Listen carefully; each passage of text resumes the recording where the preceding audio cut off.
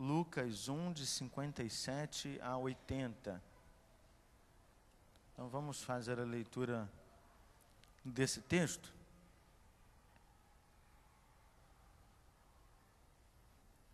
Mas antes da gente ler, eu queria que você ficasse a Bíblia aberta por um pouco, para pensarmos apenas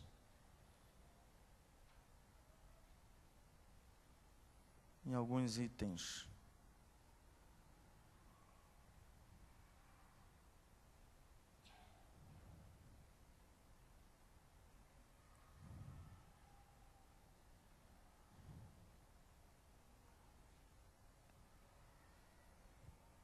Bem, eu queria começar pensando, quando eu fazia o sermão, eu encontrei essa imagem, e ela diz muita coisa, né? E pode caminhar para muitos lados.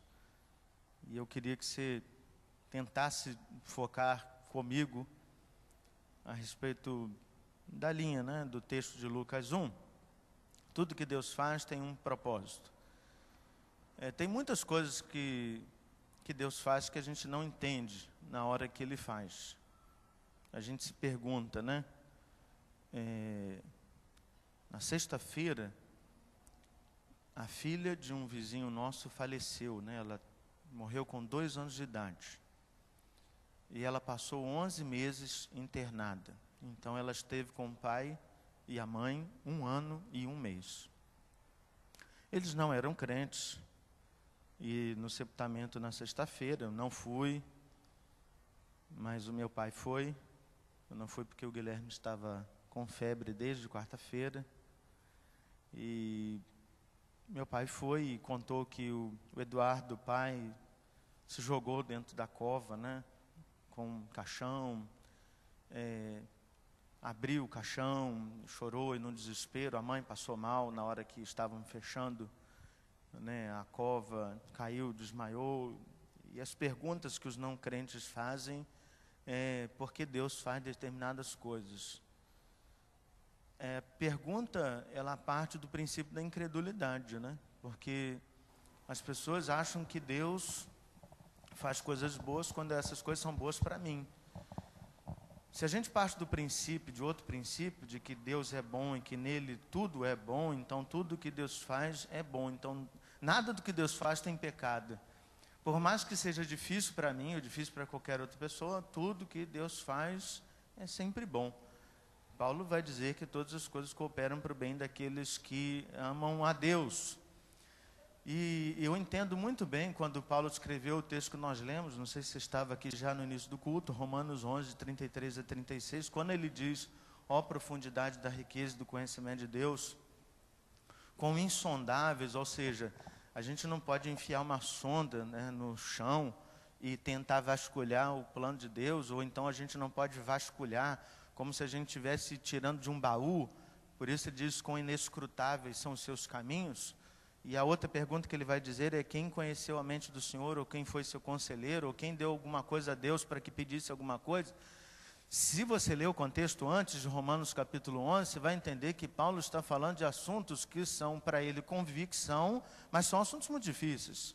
Romanos capítulo 9, Paulo vai dizer que não há um justo, nem um sequer. Deus fez vasos de honra, Deus fez vasos de desonra. Isso não é um assunto fácil. E Paulo está tentando navegar no conhecimento, mas de algo que ele conhece em parte. Ele então se depara com a profundidade do conhecimento de Deus e diz assim: olha, eu sei que Deus fez assim, mas por quê? Não sei. Ele fez, ele está feliz, ele está contente porque Deus fez. E ele encerra Romanos 11, antes de partir para outro foco, ele diz assim: porque dele, por meio dele e para ele são todas as coisas. Esse é o encerramento de Paulo, ou seja, Deus fez as coisas, foi ele que fez para ele, as coisas acontecem por meio dele, e se Deus está satisfeito com isso, eu também fico satisfeito.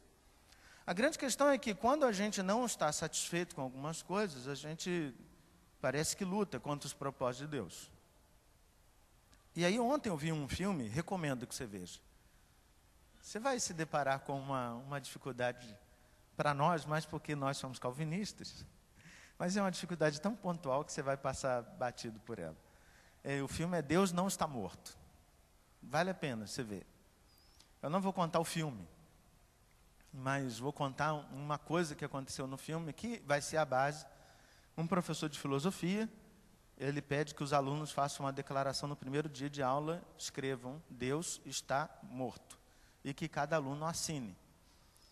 Um menino crente tem dificuldade de assinar aquilo, ele sente traindo Deus, e o professor vem colher o papel, e quando se depara com ele, pergunta por que ele não escreveu. Ele falou, não consigo.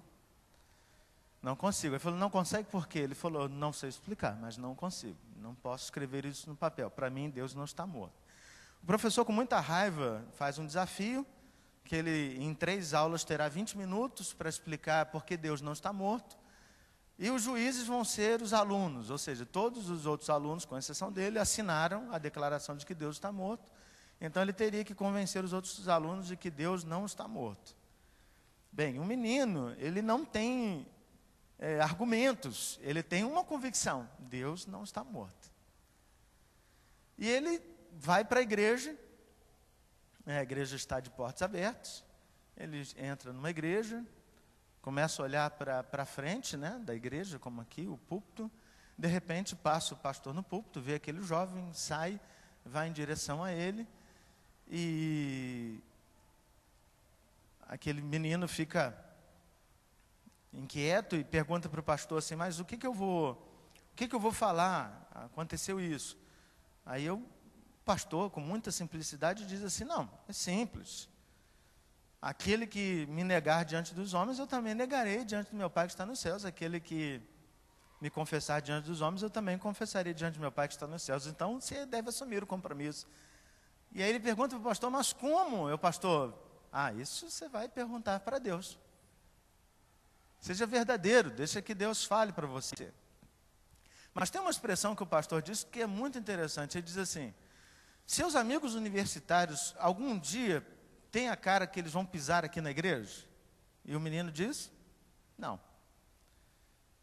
Foi então que o pastor disse, olha como é que Deus está fazendo uma coisa importante. A palavra que você disser nesses meninos durante 60 minutos, ou seja, 3 vezes 20 minutos, talvez seja o único evangelho que eles escutem durante toda a vida. Vai lá e prega o evangelho para eles. Meus irmãos, é uma experiência muito legal de você ver o menino assumir aquilo. No percurso do caminho ele perde uma namorada, porque a namorada não quer que ele assuma o compromisso. Ele vai perdendo um monte de coisa, como confiança dos pais, ele perde, entre tantas outras coisas, mas no final ele consegue dizer que Deus não está morto. É óbvio que esse vai ser a conclusão, ou seja, Deus nos coloca no mundo para servi-lo, mas parece que esse não é um tema fácil para nós. A gente sempre tenta fazer aquilo que é os meus sonhos. E a pergunta da namorada lá do jovem principal do filme é, você vai anular o seu curso de direito para defender essa bobagem? Por que você não assina essa declaração? No fundo, você sabe que Deus não está morto, mas você não precisa ser advogado de Deus. E o menino diz assim, mas eu não devo enfrentar aquilo que me leva contra o Evangelho? É uma pergunta, é um dilema, não apenas ético, né, mas acho que evangelístico mesmo, muito interessante. A gente precisa pensar nisso. Qual é o propósito de Deus neste mundo, nesta vida? E aí chegamos ao texto de Lucas 1, de 57 a 80. Eu vou fazer a leitura só porque o pessoal da internet precisa ouvir, né? Então precisa estar ao microfone. Diz assim, a Isabel cumpriu-se o tempo de dar à luz e teve um filho. Ouviram seus vizinhos e parentes que o Senhor usara de grande misericórdia para com ela e participaram do seu regozijo. Sucedeu que no 8º dia foram circuncidar o menino e queriam dar-lhe o nome de seu pai Zacarias. De modo nenhum, respondeu sua mãe. Pelo contrário, ele deve ser chamado João. Disseram-lhe, ninguém há na tua parentela que tenha este nome. E perguntaram por acenos ao pai do menino que nome queria que lhe dessem. Então, pedindo ele uma tabuinha, escreveu, João é o seu nome. E todos se admiraram. E imediatamente a boca se lhe abriu e, desimpedida a língua, falava louvando a Deus. Sucedeu que todos os seus vizinhos ficaram possuídos de temor, e por toda a região montanhosa da Judéia foram divulgadas essas coisas. Todos os que as ouviram guardavam-nas no coração, dizendo: que virá a ser, pois, este menino? E a mão do Senhor estava com ele. Zacarias, seu pai, cheio do Espírito Santo, profetizou, dizendo: bendito seja o Senhor, Deus de Israel, porque visitou e redimiu o seu povo e nos suscitou plena e poderosa salvação na casa de Davi, seu servo, como prometera desde a antiguidade por boca dos seus santos profetas, para nos libertar dos nossos inimigos e da mão de todos os que nos odeiam, para usar de misericórdia com os nossos pais e lembrar-se da sua santa aliança e do juramento que fez a Abraão, nosso pai, de conceder-nos que, livres da mão de inimigos, o adorássemos sem temor, em santidade e justiça perante ele, todos os nossos dias. Tu, menino, serás chamado profeta do Altíssimo, porque precederás o Senhor, preparando-lhe os caminhos, para dar ao seu povo o conhecimento da salvação, no redimi-lo dos seus pecados. Graças à entranhável misericórdia de nosso Deus, pela qual nos visitará o sol nascente nas alturas, para alumiar os que jazem nas trevas e na sombra da morte, dirigir os nossos pés pelo caminho da paz. O menino crescia e se fortalecia em espírito, e viveu nos desertos até o dia em que havia de manifestar-se a Israel. Bem, tem algumas coisas muito interessantes no texto. A primeira delas, eu separei algumas, tem muitas. Vizinhos são testemunhas do agir de Deus na vida da família. Bem, você mora do lado de alguém que já é velho. O texto de Lucas 1:7 diz que tanto Isabel quanto Zacarias já eram velhos, avançados em dias. E aí você recebe a notícia como vizinho de que a sua vizinha, que é velha, está grávida. É aquela coisa curiosa. Vou lá ver o que é isso, né? Como é que aconteceu isso? Que história é essa? Então, a partir do momento em que esses vizinhos, provavelmente não tementes a Deus, vão lá, eles começam a se admirar do poder desse Deus, da vida de Zacarias e Isabel. Como é que eles podem engravidar, ou como é que eles podem ter um filho com essa idade avançada? Como é que isso pode acontecer? Essa criança nasce, João Batista nasce, até o 8º dia ele não tem nome. É uma coisa muito interessante, né? Na nossa cultura, as crianças têm nome antes de nascer, né? A gente escolhe 6 meses antes. Eu não sabia que nosso primeiro filho seria Ana Júlia, menina, mas eu sempre digo, eu e a Rosinha só tínhamos um nome desde que casamos, Ana Júlia. E aí, em determinado dia, quando a gente soube que estava grávida, perguntaram: e aí, vai ser menino ou menina? Eu falei: não sei, mas só tem um nome, Ana Júlia.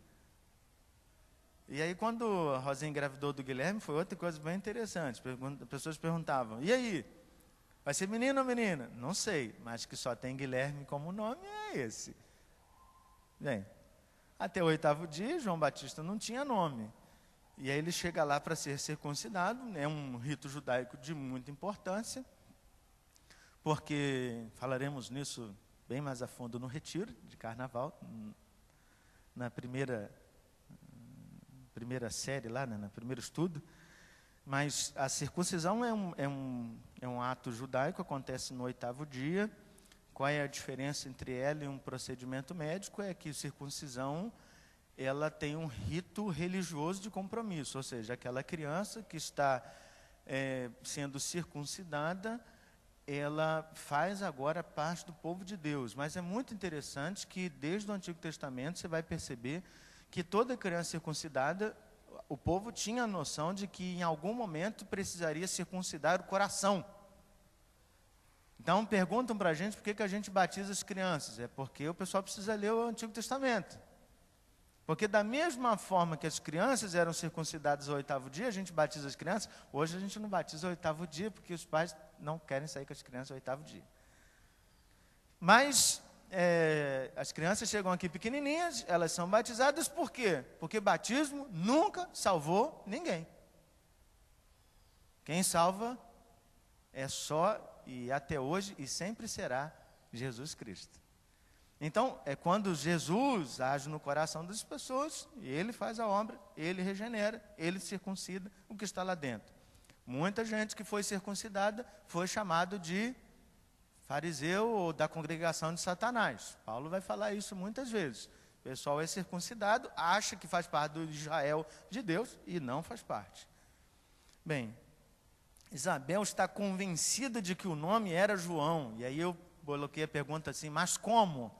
Se você ler Lucas capítulo 1, você vai perceber que o anjo não falou para Isabel que o nome era João. Falou para Zacarias. E a partir daquele momento que ele falou, Zacarias ficou mudo, com a língua travada.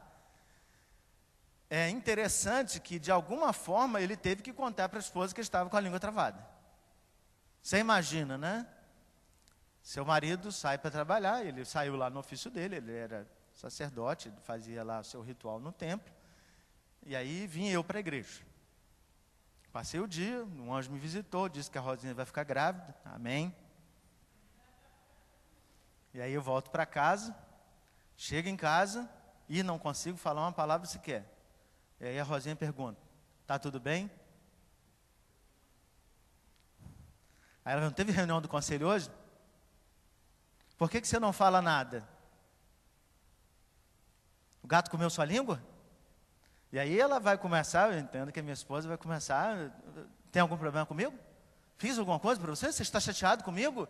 Até o momento que você tem que pegar um pedaço de papel e dizer assim, ó, o anjo apareceu, e aí contou isso, travou a minha língua, não vou conseguir falar até que a criança nasce, tal, então você não precisa mais fazer pergunta para mim, você vai me liberar 9 meses, e está aqui o papel, escreveu. Então, é óbvio que Isabel sabe do nome de João, porque Zacarias já deve ter usado a tabuinha antes, para explicar, porque ninguém vai ficar 9 meses sem conversar com a mulher, sem explicar por quê, irmãos. Duvido, faz o teste, depois você me conta. Tenta ficar 9 meses sem conversar com a sua esposa e ver o que ela acha. Acho muito interessante que as pessoas vão conversar e perguntar para Zacarias por aceno, né? Eu não sei se você reparou nisso, mas o povo entendeu que ser mudo era ser surdo. Esse é um conhecimento científico que a gente tinha até pouco tempo. Mas hoje se sabe muito bem que quem é mudo porque é surdo. Não existe a mudez. Aqui no caso específico de Zacarias, ele está com a língua travada, não consegue falar porque Deus assim travou. Mas de alguma forma as pessoas acham que ele é surdo, né? E começam a conversar com ele com acenos. Ele só está com a língua travada. Acho muito interessante que eu lembro de uma visita que a gente fez quando a dona Nilza estava internada, né? Veio uma senhorinha de 95 anos, né? Dizer que eu era bonitão. E ela não enxergava muito bem, pediu para eu chegar pertinho dela. E a Rosinha ficou muito incomodada com aquilo, e ela virou para ela assim, ó, ele é meu marido, e ela falou assim, não, eu só não enxergo, eu não sou surda não. É a mesma coisa, né? Assim, as pessoas vão falar com Zacarias, acham que ele é surdo, mas ele só não escuta. Ele pede uma tabuinha, escreve o nome, é João. Os dois nomes são lindos, né? João significa que é graciado por Deus, ou Deus é gracioso. E Zacarias, Deus se lembrou de mim. Os dois nomes valem muito a pena, mas por que deve ser João? Porque Deus estabeleceu que tinha que ser João, ponto final, é João. E aí eles têm convicção disso.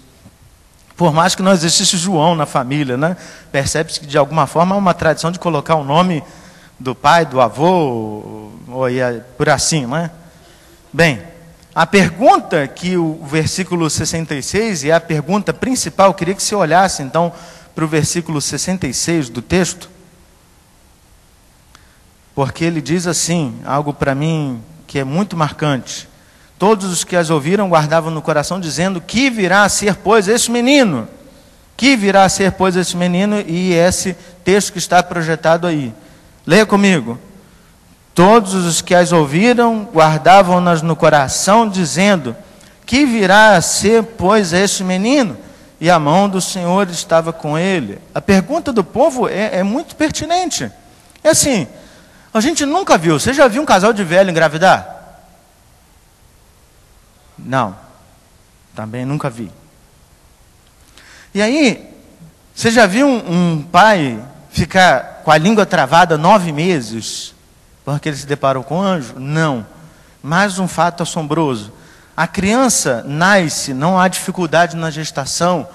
Quando eles querem colocar o nome, os dois têm convicção do nome porque receberam esse nome de Deus. Tudo isso espanta muitas pessoas que estão do lado e a pergunta deles é assim: cara, tem muito fato extraordinário na vida dessa família. A pergunta é: o que Deus quer com esse menino? Por que esse menino vai nascer?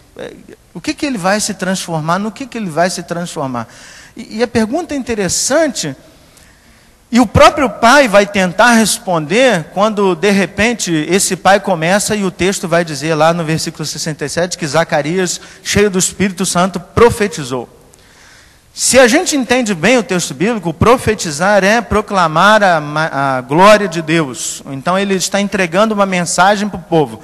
Quando ele consegue destravar a língua, ou seja, quando Deus destrava a língua de Zacarias, ele começa a dizer: Deus fez isso, Deus fez aquilo, Deus visitou seu povo, Deus transformou. E quando ele chega lá no versículo 76, ele vira para o seu próprio filho e diz: tu, menino, serás chamado profeta do Altíssimo, porque precederás o Senhor, preparando-lhe os caminhos, para dar ao seu povo conhecimento da salvação, no redimi-lo dos seus pecados. Quem é pai e sabe que a alegria de ver seu filho é porque ele em si só traz muita alegria para o pai. É muito interessante que o fato de uma criança nascer, independente do que ele virá a ser no futuro, já traz muita alegria. Eu lembro quando eu tirei tanto a Ana Júlia quanto o Guilherme lá do centro cirúrgico. Assim, que alegria, né? Postar no Facebook não era nada, eu queria gritar para o mundo: meus filhos nasceram. Um negócio assim, irradiante, um negócio que não dá para contar. As pessoas me perguntavam: como é que você está se sentindo? Eu falei: um misto de medo e de alegria que é difícil de contar, né? Medo porque eu temo não ser o melhor pai para esta criança, porque eu tenho defeitos e eu quero acertar em tudo, mas eu sei que eu não vou acertar. Mas de alegria pelo prazer de Deus ter me dado 2 presentes até agora, né? Quem sabe Deus ainda enche mais a minha aljava de flechas. Bem, alegria, né? Há uma alegria no coração de ter um filho, mas eu acho que é muito interessante quando um pai vira para essa criança e diz: olha, o meu sonho não está em João Batista ser um grande homem, um grande carpinteiro. Eu não sonho para ele que ele seja sacerdote, eu não sonho para ele que ele seja isso, que ele seja aquilo, que ele seja cobrador de impostos. Eu sonho que ele seja, e ele será, um profeta do Deus Altíssimo. Ou seja, na cabeça do pai e da mãe há a convicção plena de que aquela criança nasceu não apenas para a alegria deles, mas para a alegria de Deus. Isso é algo que a gente deve se forçar a entender, porque Deus tem um propósito para a nossa vida, e quando a gente entende por que Deus coloca determinadas circunstâncias diante de nós, a gente precisa aprender a lidar com elas.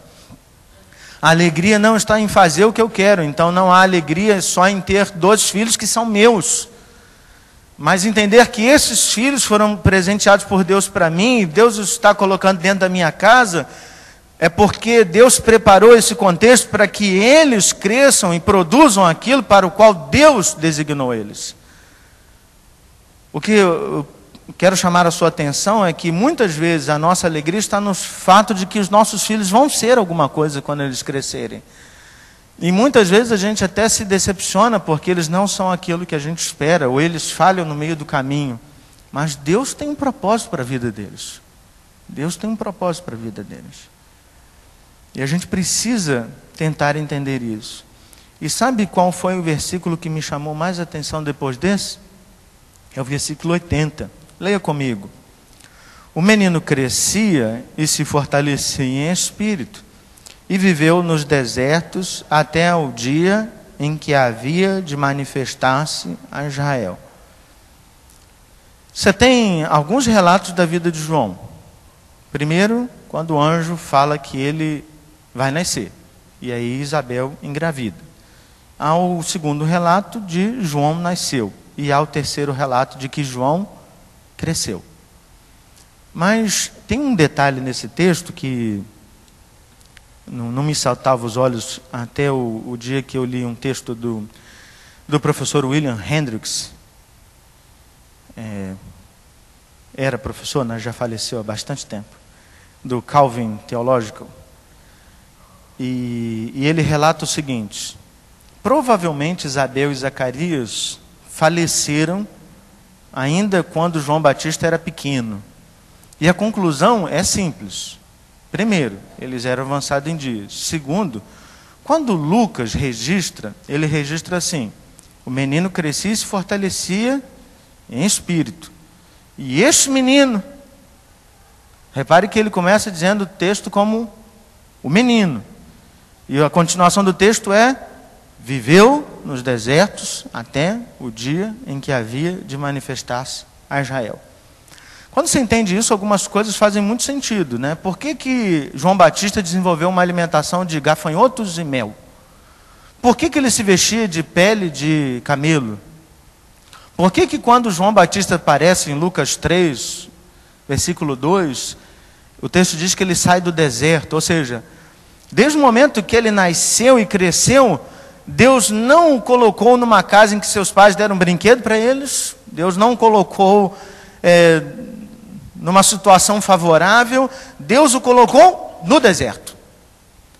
Se João foi para o deserto com 5, 10 ou 15 anos, não interessa, era uma situação muito difícil, porque viver no deserto era viver fora do até então conforto da cidade, se é que a cidade tinha algum conforto, mas pelo menos existia a possibilidade de muita gente ajudar os órfãos.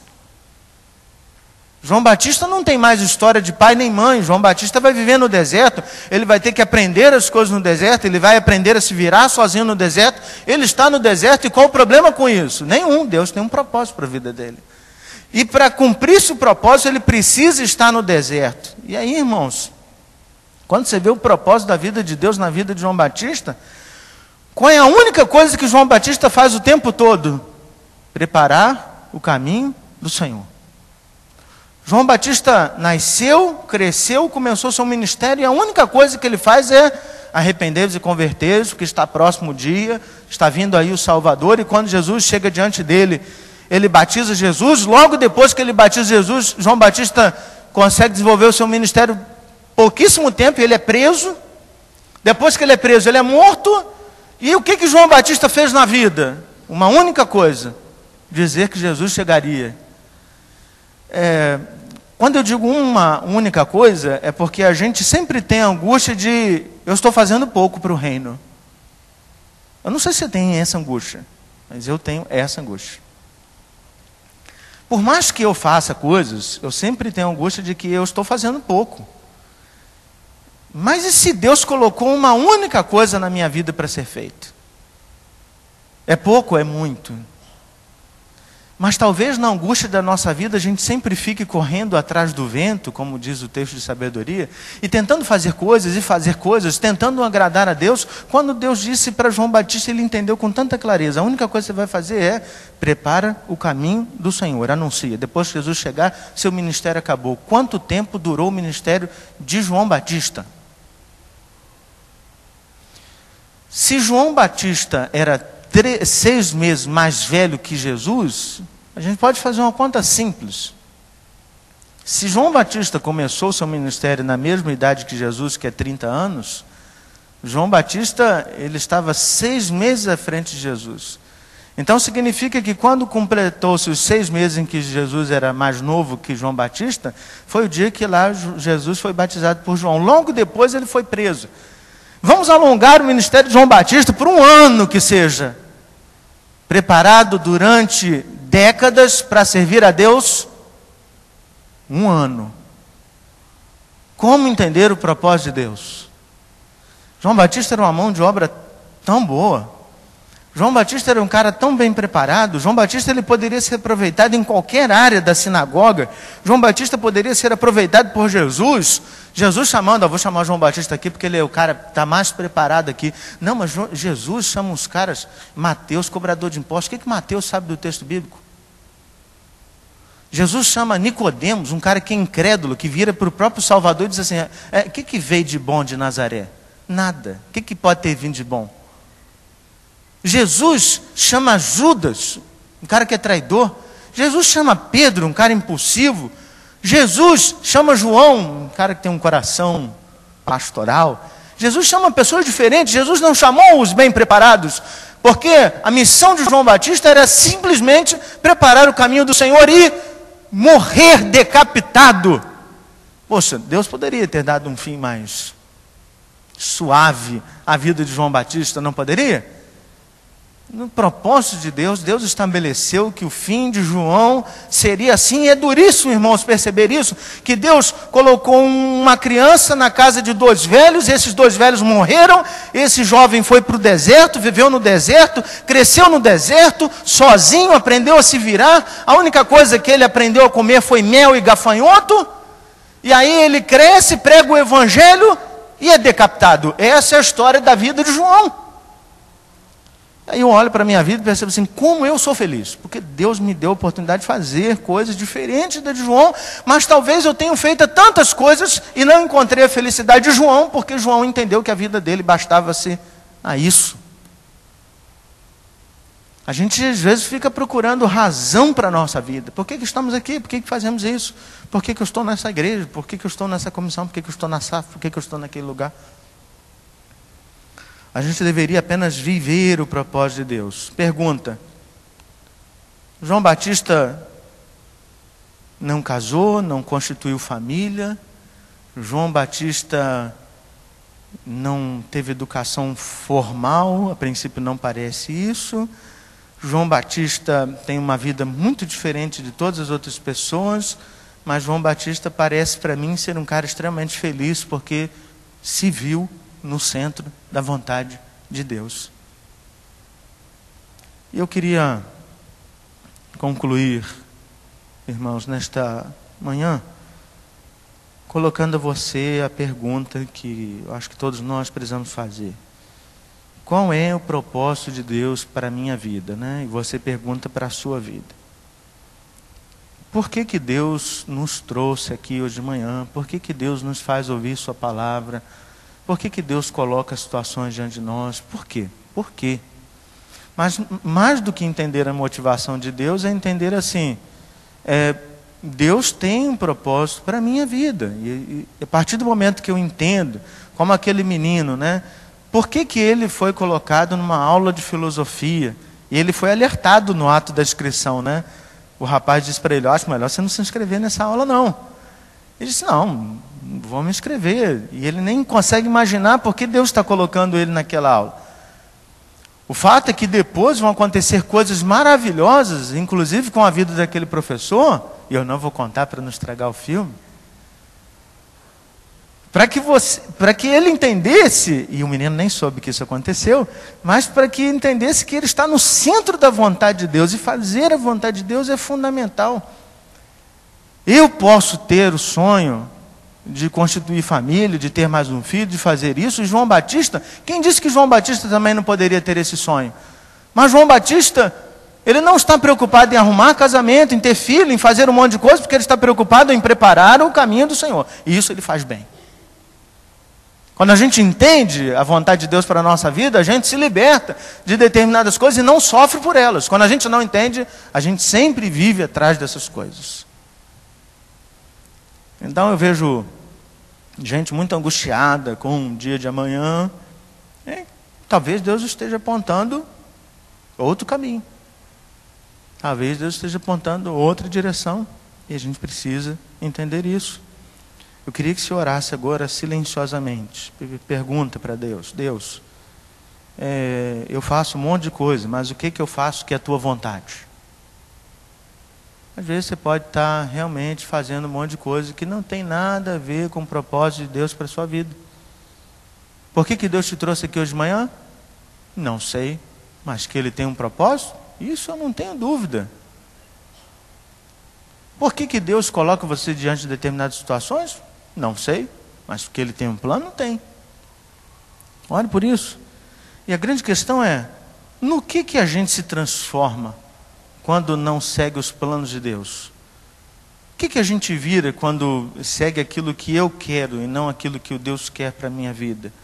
Eis aqui um homem que seguiu cabalmente aquilo que Deus planejou para a sua vida. João Batista, um grande pregador, um grande homem de Deus. Mas o que ele teve na vida? Absolutamente nada. Apenas colocou-se no centro da vontade de Deus. Às vezes é preciso que você vá para o deserto para você entender a vontade de Deus. Se é preciso, vá. Mas coloque-se nas mãos de Deus. Que virá a ser, pois, o Fábio? Que virá a ser, pois, o José, a Maria? Que virá a ser, pois, o fulano de tal? Que virá a ser você? Qual é o propósito de Deus para a sua vida? Vamos orar silenciosamente, coloque a sua vida. Depois nós vamos quebrar o silêncio, orando assim, colocando a nossa vida diante de Deus. Fale com Deus.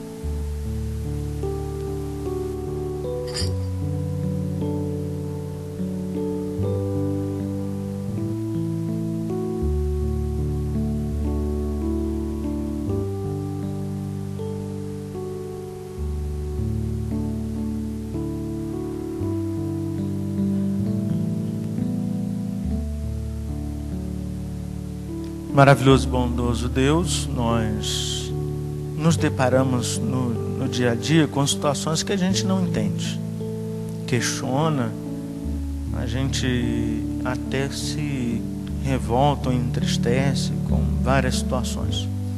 Mas em tudo o Senhor tem um plano, o Senhor tem um propósito, e todas as coisas cooperam para o bem daqueles que amam a Deus e foram chamados pelo Senhor de acordo com o teu santo propósito para a nossa vida.